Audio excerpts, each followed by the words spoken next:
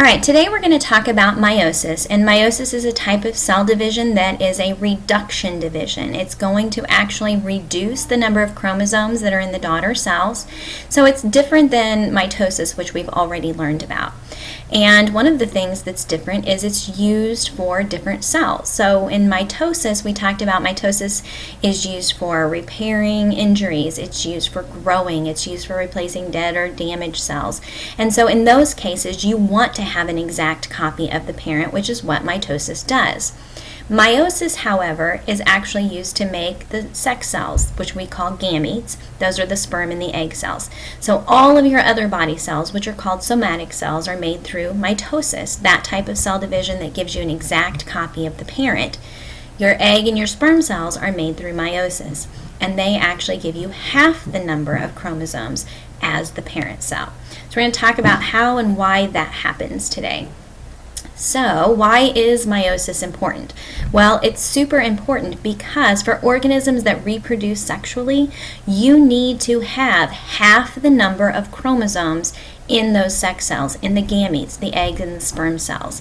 And so meiosis, being a different process, is going to take the original number of chromosomes and it's going to split it in half. So the original cell is called diploid, which means it has a full set of chromosomes.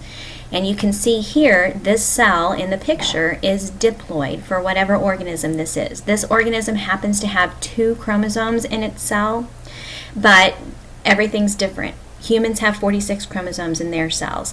Dogs are going to have a different number of chromosomes. Corn plants are going to have a different number of chromosomes. So it just depends on what the organism is. It's a little hard to fit 46 chromosomes in a cell, so it's easier just to put 2 or 4 in our drawing so we can see the process and understand the process a little bit better. So it's going to take this diploid cell that has a full set, and through meiosis, it's going to divide twice, so you end up with 4 cells that have half the number of chromosomes. So notice these have only 1 chromosome, half the number as the parent, and those are called haploid cells. Now, why do we want to make half the chromosomes in those particular cells?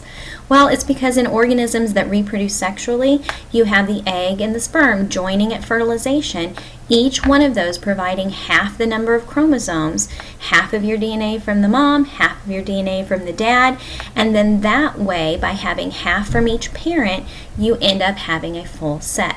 So, you have 23 chromosomes in the egg, 23 chromosomes in the sperm, and then that way at fertilization, the first cell that everything grows from is going to have 46 chromosomes, the correct number.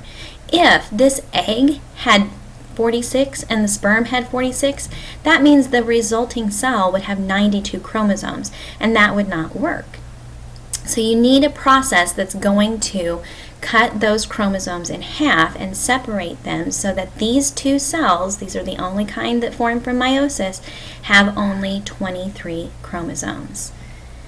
Now, how does it do this? Well, it's going to be used in the formation of the sex cells, and what it's going to do is you first take your parent cell. This parent cell has 4 chromosomes, so for whatever organism would have 4 chromosomes, it duplicates the DNA, just like in interphase during mitosis, you get the DNA copied. What's different is there's 2 divisions. So there's meiosis 1 that takes those chromosomes and divides them into 2 daughter cells. But it doesn't stop there. Those 2 daughter cells then go through meiosis 2 and divide again, and that's how you end up with 4 cells that have half the DNA. Now again, notice that it's still going to go through PMAT. So this first part of meiosis 1 goes through prophase, metaphase, anaphase, telophase 1, and then it does it again. It does PMAT again, and it's called PMAT 2. It's prophase, metaphase, anaphase, telophase 2. Now, for females, it's going to be a little bit different. Again, you're going to start with your 4 chromosomes. You're going to duplicate those, make a copy of them during interphase.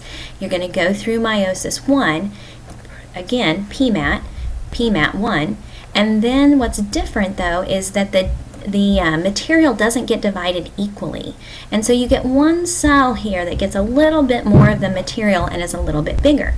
Those 2 cells then divide again, meiosis 2, they go through PMAT 2, And then these two are going to be smaller, and here again, it's not divided equally. One of these cells gets a little bit more of the material, and that's the one that's going to develop into the egg. These other three smaller cells are called polar bodies, and they're not going to be used in reproduction. They just get degraded and don't get used. Now, a lot of times students wonder, well, how come I don't look exactly like my sibling? Well, because there's actually a process called crossing over that happens. And what happens is instead of these chromosomes staying exactly like they are and just getting pulled apart and divided during meiosis, that would make these two cells, the two cells that get these two chromosomes, having the exact same set of DNA, and same here, the exact same set of genes. If that were the case, you would end up with sperm cells that had the exact same copies of DNA and some egg cells that could have the exact same copies. But during prophase 1, crossing over happens. And what that is the matching chromosomes line up together, and when they do that, they kind of get tangled up. So these inside arms or chromatids kind of get tangled up with each other, and when they do that, they trade and kind of mix up portions of the genes. So this one, the blue gives this one to here, and the blue-red gives this one here, and so they end up switching up. So then when these 4 chromosomes get pulled into the 4 cells, each one has a different combination of DNA. So here's the DNA from your mom, here's the DNA from your dad, but then your DNA and theirs kind of get mixed up. So they're not all exactly the same. It's kind of an important process because it mixes up the DNA and gives a little bit more variety. Now, here's the things you need to make sure you remember about meiosis. First of all, the cells that you end up with are going to have a different genetic configuration from the original cell. You can see that here. First of all, they only have half of the DNA. And second of all, because of crossing over, they have a different mix of the DNA, of your DNA. Also, they result in 4 haploid gametes. So instead of like in mitosis, you only end up with 2 daughter cells, now you're going to end up with 4. And that's because there's 2 divisions that are occurring and not just 1. Here's kind of a handy little chart that you can add to your notes for the difference between mitosis and meiosis. And we're actually going to watch a video now. The Amoeba sisters are going to also explain the process of meiosis.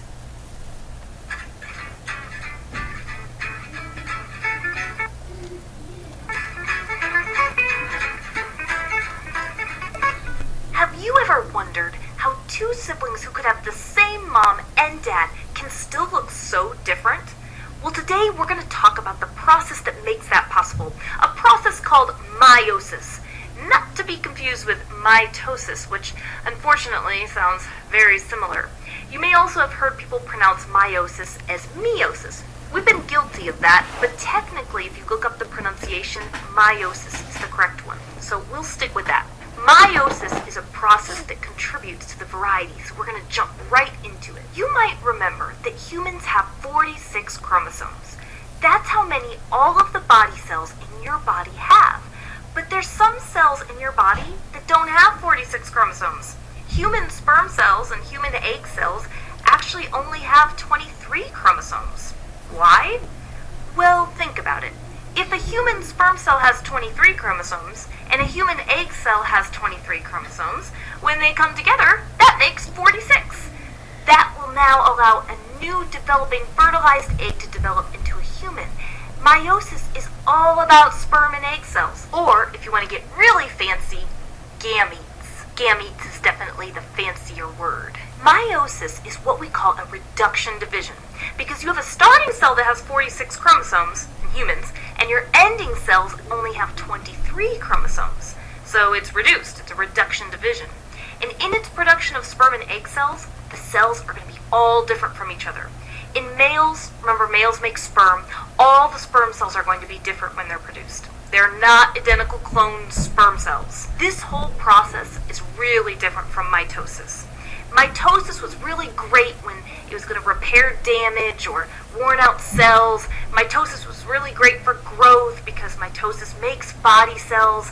You know, mitosis has to make identical cells. Like when you have a cut and you have these damaged skin cells, you have to replace them with identical skin cells. That's what mitosis was all about. Meiosis is not about making identical cells. The cells that meiosis makes are not identical, and they're going to be sperm and egg cells. Now, before we get into these stages of meiosis, we have to remember what comes before meiosis. This actually also happened in mitosis. It's that stage known as interphase. If you remember interphase, it's when the cell's growing, it's replicating its DNA, it's carrying out cell processes. Just like mitosis, interphase happens one time. So it happens before meiosis is going to start. And you might remember from mitosis that little phrase PMAT. The P was for prophase, the M was for metaphase, the A was for anaphase, and the T was for telophase. And the good news is, in meiosis, you will still use those terms, so that's great. But because meiosis is actually a reduction division, you're going to divide twice. You're going to do PMAT twice. So we're going to go through it so that it's going to make more sense. Here's the good news, though, about PMAT happening twice. In meiosis, the stages have numbers after them.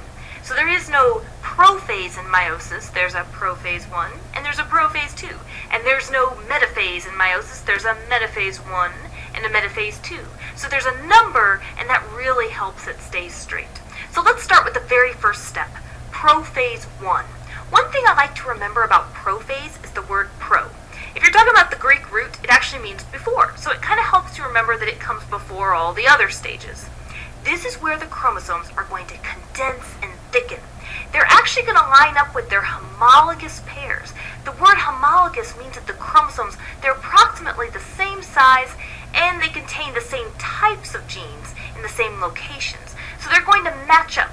And it's during prophase 1 that this amazing process occurs. It's called crossing over. Now I know crossing over probably sounds like something very different, but this is actually a really neat process because when these chromosomes are lined up in homologous pairs, they have this way that they can transfer their genetic information and exchange it between each other. It makes for recombinant chromosomes, which can contribute to the variety that we mentioned, that siblings, even if they have the same parents, they can be different. Well, this is a process that contributes. Next, we move into metaphase 1. I always like to remember the M for middle. In metaphase 1, the chromosomes are now going to line up in the middle. It's a little different than how it is in mitosis, though, because they're still in pairs. They're homologous pairs, so they're not going to be in a single file line. Next, anaphase 1, think A for away or for apart, because this time the chromosomes are going to move apart. And then we end with telophase 1, where we end up with 2 cells. So this time you can think of the T for 2, at least for now, at the end of meiosis 1, because you will end up with 2 cells. However, we're going to end up with more than that in meiosis 2. So the very first step in meiosis 2 is prophase 2. We're not doing interphase again. Interphase only happens once. And prophase 2 is not going to be as eventful as it was in prophase 1 because they're not going to have those homologous pairs, and they're also not going to be doing any crossing over. So that's done. You have your chromosomes and the spindles starting to form, but it's just not nearly as eventful of having the process of crossing over.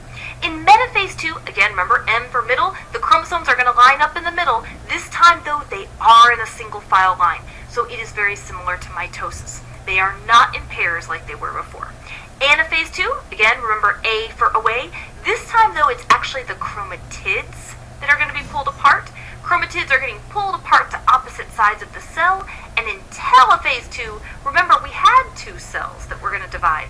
So now, if they both divide, we are going to end with 4 cells. Now, keep in mind that meiosis is designed in males to produce sperm cells and in females to produce egg cells. And because of independent assortment and crossing over, you're going to have variety. So for example, in males, the 4 sperm cells that are produced each time, they're all going to be different from each other. And they're going to be different from the original starting cell, because that original starting cell had 46 chromosomes. And in humans, those ending sperm cells only have 23 chromosomes. So they are not identical to the original, and they are not identical to each other. That contributes to variety. Also, just something to think about. Scientists are often looking into the process of meiosis because sometimes those chromosomes, they don't separate correctly. It's called non-disjunction, when maybe a cell receives too many or too few chromosomes because they do not separate correctly. This can contribute to some genetic disorders, which is something scientists are often studying, and when we get to genetic disorders, we'll talk about that relationship with meiosis. Well, that's it for the Amoeba Sisters, and we remind you to stay curious.